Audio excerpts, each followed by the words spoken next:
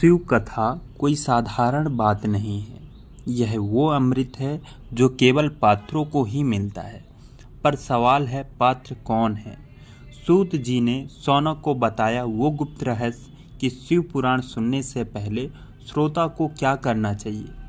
आज हम जानेंगे शिव कथा के वो नियम जो हर भक्त को जानना जरूरी है। सुनिए 7वां अध्याय, श्रोताओं द्वारा पालन किए जाने वाले नियम।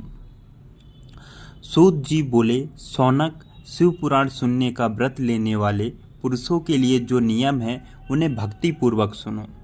शिव पुराण की पुण्यमयी कथा नियम पूर्वक सुनने से बिना किसी विघ्न बाधा के उत्तम फल की प्राप्त होती है। दीक्षा रहित मनुष्य को कथा सुनने का अधिकार नहीं है, अतः पहले वक्ता से दीक्षा ग्रहण करनी चाहिए। नियम पूर्वक कथा सुनने वाले मनुष्य को ब्रह्मचर्य का अच्छी तरह से पालन करना चाहिए। उसे भूमि पर सोना चाहिए, पत्तल में खाना चाहिए तथा कथा समाप्त होने पर ही अन्न ग्रहण करना चाहिए। सामर्थ्य मनुष्य को शुद्ध भाव से शिव पुराण की कथा की समाप्ति तक उपवास रखना चाहिए और एक बार ही भोजन करना चाहिए। गरिष्ठ अन्न, दाल, जला अन्न, सेम, मसूर तथा बासी अन्न नहीं खाना चाहिए।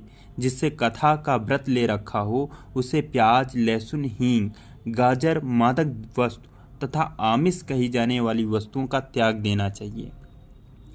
ऐसा मनुष्य प्रतिदिन सत्य, शौच, दया, मौन, सरलता, विनय तथा हार्दिक उदारता आदि सद्गुणों को अपनाए तथा साधु संतों की निंदा का त्याग कर नियम पूर्वक कथा सुने।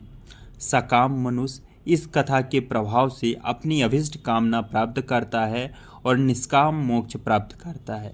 सभी स्त्री पुरुषों को विधि विधान से शिव पुराण की उत्तम कथा को सुनना चाहिए। महर्षि, शिव पुराण की समाप्ति पर श्रोताओं की भक्ति पूर्वक भगवान शिव की पूजा की तरह पुराण पुस्तक की पूजा भी करनी चाहिए तथा इसके पश्चात विधि पूर्वक वक्ता का भी पूजन करना चाहिए। पुस्तक को रखने के लिए नया और सुंदर बस्ता बनवाएं और पुस्तक व वक्ता की पूजा के उपरांत वक्ता की सहायता हेतु बुलाए गए पंडित का भी सत्कार करना चाहिए। कथा में पधारे अन्य ब्राह्मणों को भी अन्न धन का दान दें। गीत, वाद और नृत्य से उत्सव को महान बनाएं। विरक्त मनुष्य को कथा समाप्ति पर गीता का पाठ करना चाहिए तथा गृहस्थ को श्रवण कर्म की शांति हेतु होम करना चाहिए। होम रुद्र संहिता के श्लोकों द्वारा अथवा गायत्री मंत्र के द्वारा करें। यदि हवन करने में असमर्थ हों तो भक्ति पूर्वक शिव सहस्त्र नाम का पाठ करें। कथा श्रवण संबंधी व्रत की पूर्णता के लिए शहद से बनी खीर का भोजन 11 ब्राह्मणों को कराकर उन्हें दक्षिणा दें।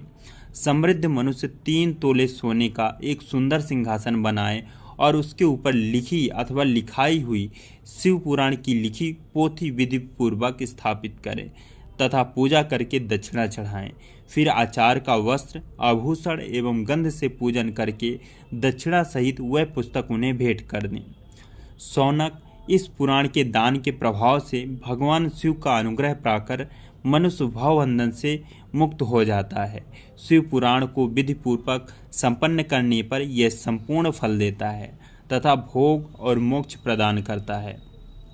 मुने, शिव पुराण का सारा महात्म जो संपूर्ण फल देने वाला है मैंने तुम्हें सुना दिया है।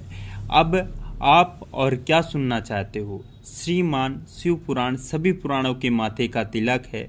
जो मनुष्य सदा भगवान शिव का ध्यान करते हैं, जिनकी वाणी शिव के गुणों को स्तुति करती है और जिनके दोनों कान उनकी कथा सुनते हैं, उनका जीवन सफल हो जाता है। वे संसार सागर से पार हो जाते हैं।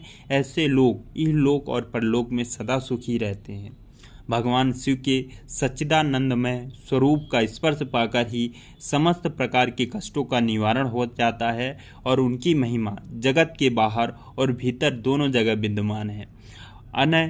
उन अनंत आनंदमय रूप परम शिव की मैं शरण लेता हूँ। दोस्तों, आज ये हमारा 7वां अध्याय खत्म होता है। ऐसे ही हम आपको लिए अगला अध्याय लेकर आएंगे। धन्यवाद आपका।